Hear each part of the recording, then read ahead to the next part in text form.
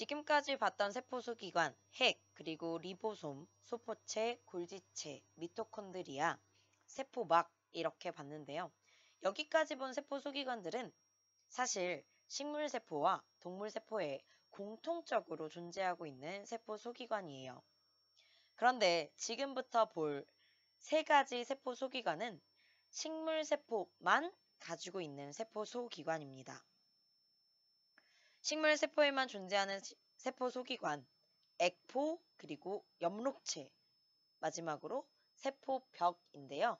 이 세 개의 세포소기관에 대해서 확인을 해보도록 할게요. 먼저 액포부터 보겠습니다. 액포는 그림상에서 이 부분에 해당해요. 조금 전에 얘기했듯 액포는 식물세포에만 존재하고 있습니다. 그리고 이 액포 속에는요, 물이나 아니면 노폐물, 아니면 영양분 같은 것들이 담겨요. 식물은 노폐물을 배설할 수 있는 기관이 없기 때문에 이 액포에 담아두게 됩니다. 저장을 하게 됩니다. 이 말은 세포가 나이가 들면 들수록, 즉 성숙하면 성숙할수록 액포 속에 쌓이는 물질이 많아진다라는 얘기겠죠. 그래서 액포의 크기는요, 세포의 나이에 비례하게 돼요.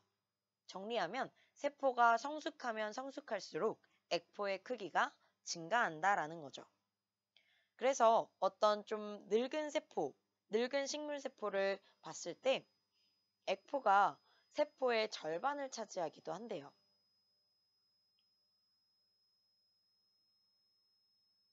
정리해 볼게요.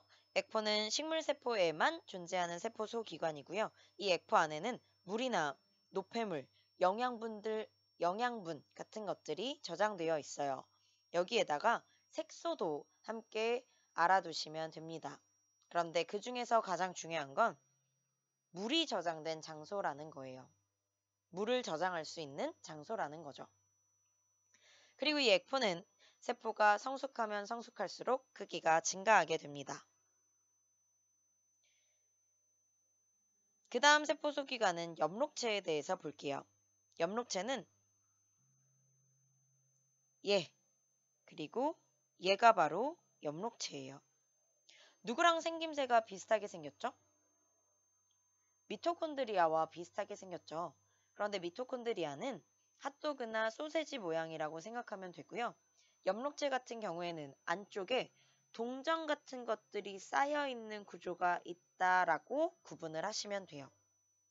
이 엽록체를 조금 더 세부적으로 보겠습니다. 엽록체는 이렇게 생겼어요. 안에 동전 쌓인 구조물이 있는 걸 확인할 수 있죠. 엽록체는 식물세포만 가지고 있는 세포 소기관입니다. 이 엽록체가 하는 역할이 뭘까요? 바로 광합성을 하는 역할을 하죠. 엽록체에서 광합성이 일어납니다. 광합성이라는 게 뭐죠? 광합성은 이산화탄소와 물을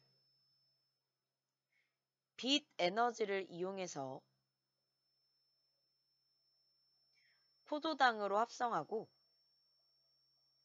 그 과정에서 산소라는 부산물을 만드는 과정이에요. 즉, 빛 에너지를 이용해서 포도당을 합성하는 과정이라는 거죠. 우리는 엽록체가 없기 때문에 광합성을 하지 않습니다. 대신 이 포도당을 직접 만들어낼 수 없으니 음식을 통해 섭취하게 되죠. 하지만 식물은 음식을 섭취하는 것이 아니라 직접 빛 에너지를 이용해서 포도당을 합성하게 됩니다. 이 과정을 엽록체에서 광합성을 통해 하죠. 마지막 세포 소기관을 볼게요. 마지막 세포 소기관은 바로 세포벽입니다.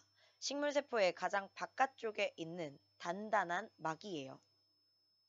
이 세포벽은 단단한 막이기 때문에 식물세포를 보호하고요. 이 식물세포의 모양, 형태를 유지시키는 데 도움을 주게 됩니다.